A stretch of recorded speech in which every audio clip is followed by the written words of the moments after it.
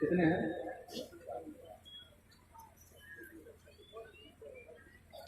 देखिए, ये सवाल आया, अगर किसी का शौहर मर जाता है तो वो औरत अपने जेवर खोलेगी या नहीं?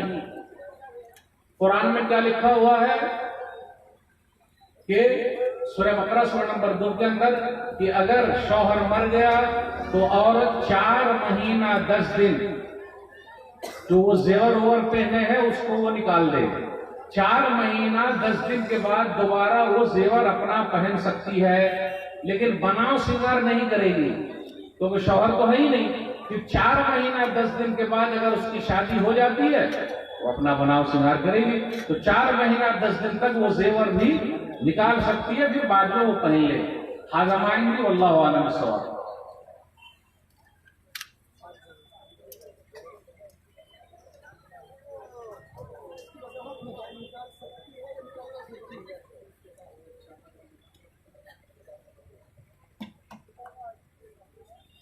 ये वो जो सवाल था कि निकाल सकती है या निकालना, वो निकाल दे, अपने जेवरात निकाल दे और 4 महीना 10 दिन के बाद फिर पहन ले।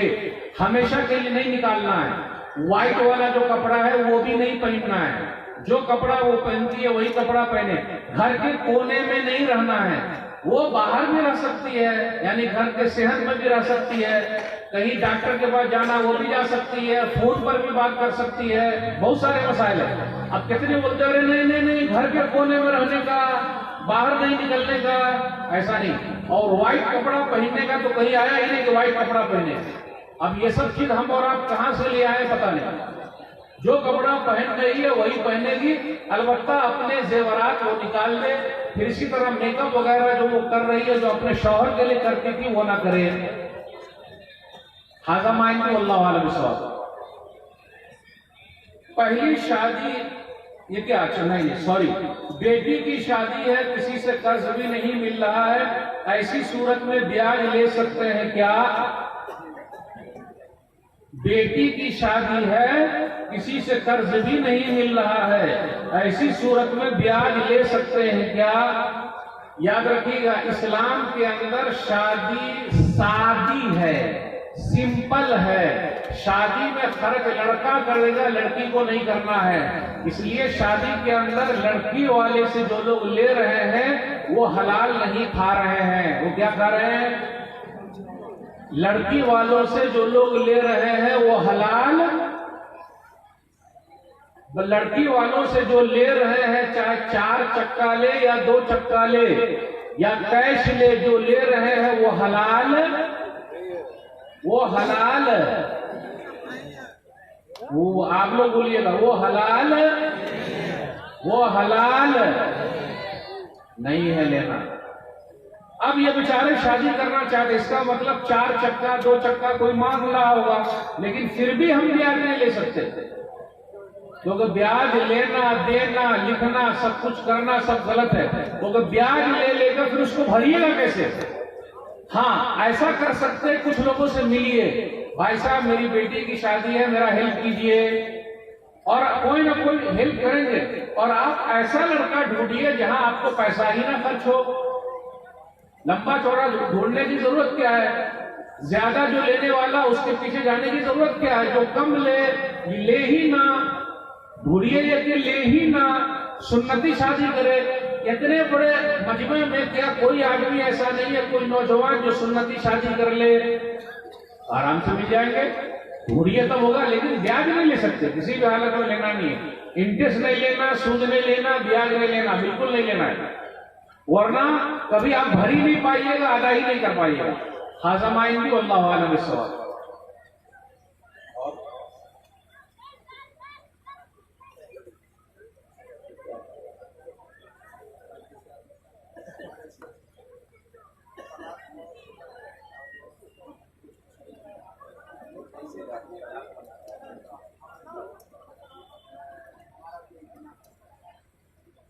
राजेश यादव जी का आपका है।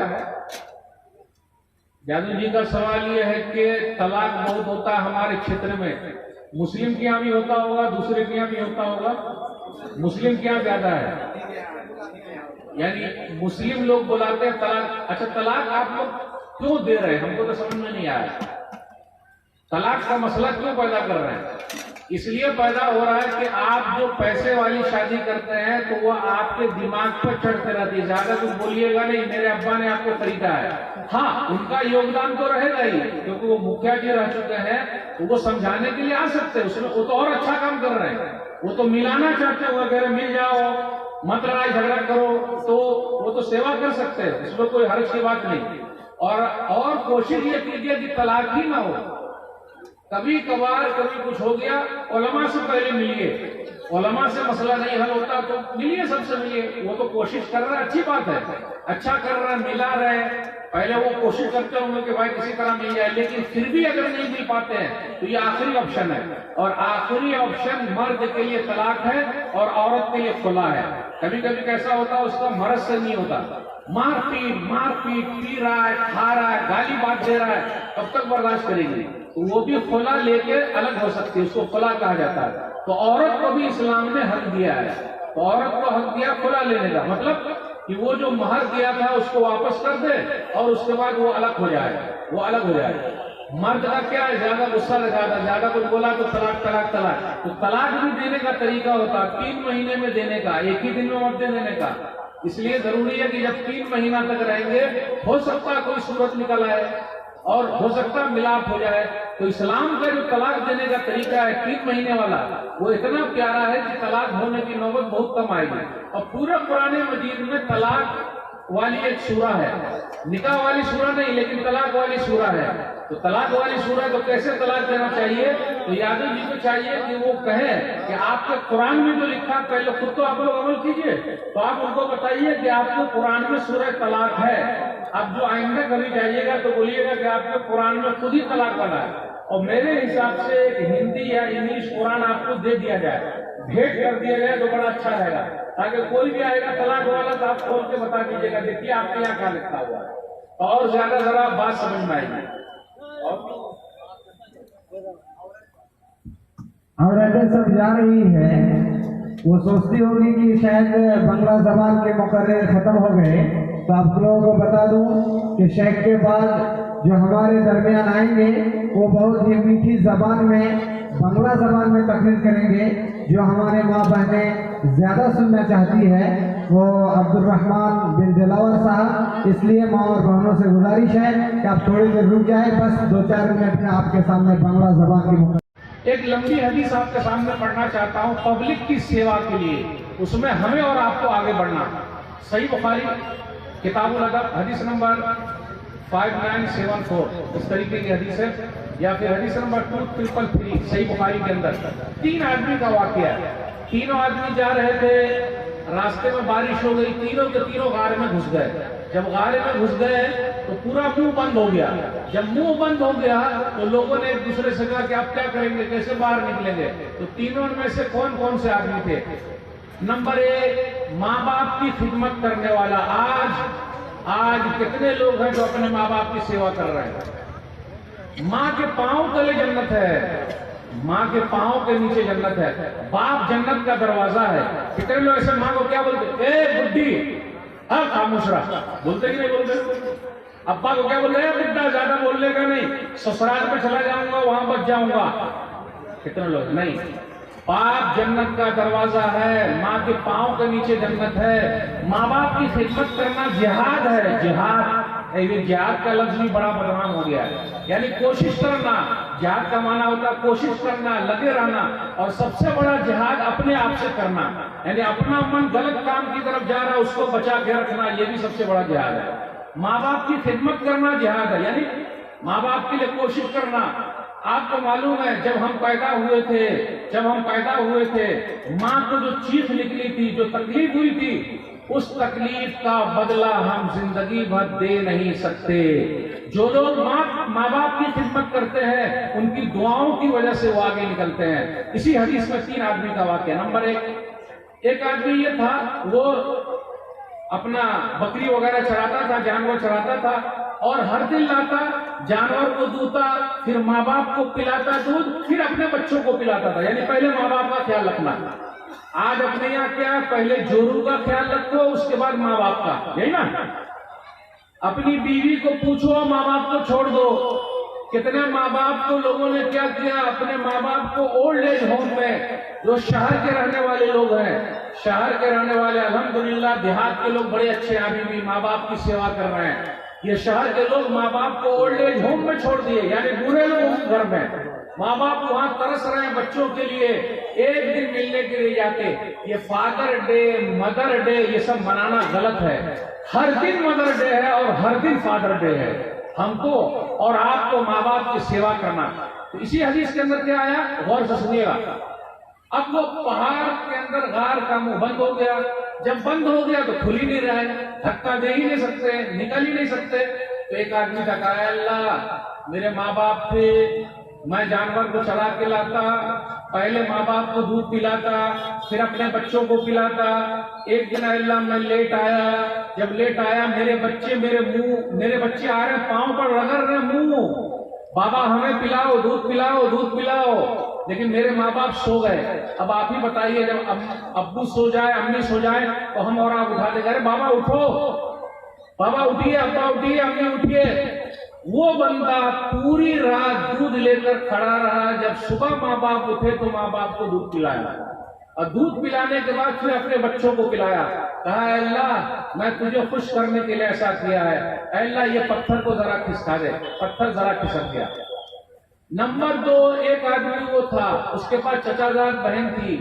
आजकल जो औरतों की इज्जत लूटते हैं, अक्सर 99% पहचान वाले होते हैं, 99% पहचान वाले होते हैं, वही उसकी इज्जत को लूटते हैं, उनके साथ रेप करते हैं। मेरी चचाजाद बहन थी, बड़ी खूबसूरत थी, मैं उसको बहुत चाहता था, लेकिन बड़ी अल्लाह वाली थी। इसके अंदर लिखा हुआ, बुखारी शरीफ का हदीस सुना रहा हूं, बहुत अल्लाह वाली थी। मैंने गलत काम के लिए उसको ये किया, लेकिन वो तैयार नहीं हुई। कभी कभी ये बेचारी के साथ मजबूरी है। आज कितनी बहन ऐसी हैं जो बेवा हो गई हैं। आज उन बहनों का सहारा कौन बनेगा? आप लोग शादी कीजिए, उनका सहारा बनिए और अपने घर दुल्हन बना के लाइए। बेचारी ऐसी हैं, कितने लोग उनकी मजबूरी का फायदा उठाते हैं, इधर उधर के लोग भी उठा रहे हैं, जबकि ये सही बात नहीं। तो उस आदमी ने क्या किया, अपनी बहन की जो चचाजाद बहन थी उसके साथ गलत काम करना चाहा। 100 दिनार पर बात तय हो गई। जब बात तय हो गई तो वो गलत काम के लिए बैठा। जैसे गलत काम के लिए बैठा, उस औरत ने कहा, अल्लाह का या अब्दुल्लाह इत्तक़िल्लाह वला तक़्तल ख़ातिम इल्ला बिहक़्क़ी, अल्लाह का बंदा, अल्लाह से डर जा, तू गलत काम क्यों कर रहा है? इसलिए माँ बहनों से भी कहता हूँ, कहीं ऐसा ना हो जाए हेलो हाय बाय बहुत सारे लोग करते रहते हैं। अच्छा वो मेरी वाली, वो तेरी वाली, लोग चक्कर में रहते। ये सब चक्कर छोड़िए। और माँ बहनों से भी कहता हूँ, बहन से भी कहता हूँ, अल्लाह वाली बनिए। कोई देखे न देखे, ऊपर वाला देख रहा है। जब उसने कहा, ऐ अल्लाह का बंदा, ऐ अल्लाह का बंदा, गलत काम मत कर, उसने गलत काम छोड़ दिया। जैसे गलत काम छोड़ा, पीछे हट गया। वो पीछे हटा, कहा, ऐ अल्लाह तेरे डर से मैंने गलत काम छोड़ दिया, ऐ अल्लाह आज मैं फंसा हूँ, मुसीबत में हूँ। वो पत्थर जरा सा खिसका, लेकिन नहीं निकल सकते। तीसरा आदमी कौन था? तीसरा आदमी सेठ था। उसके बाद नौकर लोग काम करते थे। आज हम और आप जिसके यहाँ काम करते हैं, उनको चाहिए कि वो अपने नौकर का ख्याल रखें। अगर हमारे यहाँ कोई काम करता है तो हम महीना पूरा होने से पहले ही उनको पैसा दे दें। 30 तारीख हुई, भाई अपनी सैलरी ले ले। आपको मालूम है, चेन्नई के अंदर एक कंपनी थी, अब है कि नहीं पता नहीं मुझे। चेन्नई के अंदर एक कंपनी थी, एक मुसलमान की। वो क्या करता था कि सैलरी जो है, मजदूर को पैसा देना है, महीना पूरा हुआ देना है, वो लेट करता था। 15 दिन लेट, 20 दिन लेट, 1 महीना लेट, 2 महीना लेट। आज अपनी यहाँ भी वही है। कुछ लोग हैं 3 महीना का पैसा रखे हुए, 6 महीने करे, वो खाएंगे कैसे? उसके बाल बच्चे कैसे खाएंगे? महीना पूरा हुआ, 30 दिन हुआ, आपने पैसा दे देना, क्योंकि उनके माँ बाप हैं, बाल बच्चे हैं, उनको दूध का देना है, ट्यूशन का देना है, जल्दी दे दीजिए। वो जो आदमी था, कंपनी का मालिक, वो लेट करता था। नबी सल्लल्लाहु अलैहि वसल्लम की एक हदीस उसको मिल गई कि पसीना सूखने से पहले ही मजदूरी दे दो। आतुल अजीर अजरहु क़ब्ल अन यजफ़ारहु, पसीना गिरने से पहले ही मजदूरी दे दो, महीना पूरा हुआ दे दो। तो अब उस आदमी ने क्या किया, जो चेन्नई वाला था, हदीस सुना तो आइंदा महीने से हर 30 तारीख को वो पैसा दे देता है, सबकी मजदूरी दे देता है, भाई आइए आइए सब अपना लेके जाइए। तो उनके यहाँ जो लोग काम करते थे वो पूछा, सेठ जी पहले तो आप 2-2 महीना 1-1 महीना लेट देते थे और अभी आप पहले ही दे रहे हैं, महीना पूरा होते ही आप दे रहे हैं, ऐसा क्यों? इसलिए अगर आपके यहाँ कुछ लोग काम करते हैं वक्त पर सैलरी दे दीजिएगा। तो उन्होंने कहा कि मैंने नबी सल्लल्लाहु अलैहि वसल्लम की हदीस सुनी है, पसीना सूखने से पहले दे दो, इसलिए मैं आपको 30 तारीख को दे देता हूं। वहां कुछ गैर मुस्लिम भाई भी वहां काम करते थे, मुसलमान नहीं थे लेकिन काम करते थे उनके साथ। उनके दिमाग में ये बात घुस गई कि अरे आज से 1400 साल पहले एक आदमी ऐसा भी था जो हम मजदूरों के लिए इतना सोचा कि महीना पूरा होते ही दे दो।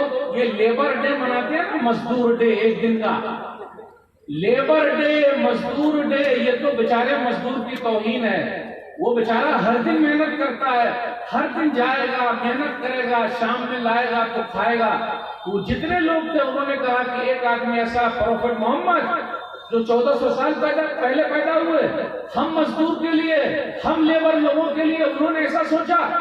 फिर वो सब लोग कलमा पढ़ लिए, ला इलाहा इल्लल्लाह मुहम्मदुर रसूलुल्लाह, कलमा पढ़ के मुसलमान हो गए। तो मेरे भाइयों, बताने का मकसद ये है कि आप अगर सही रहेंगे तो आपके अखलाक से लोग मुतासिर होंगे। वो तीसरा आदमी का वाकया सुनाकर मैं अपनी बात खत्म करूंगा कि वो क्या था, अल्लाह मेरा एक मजदूर था, वो मजदूरी नहीं लिया, चला गया, मजदूरी नहीं लिया, वो चला गया।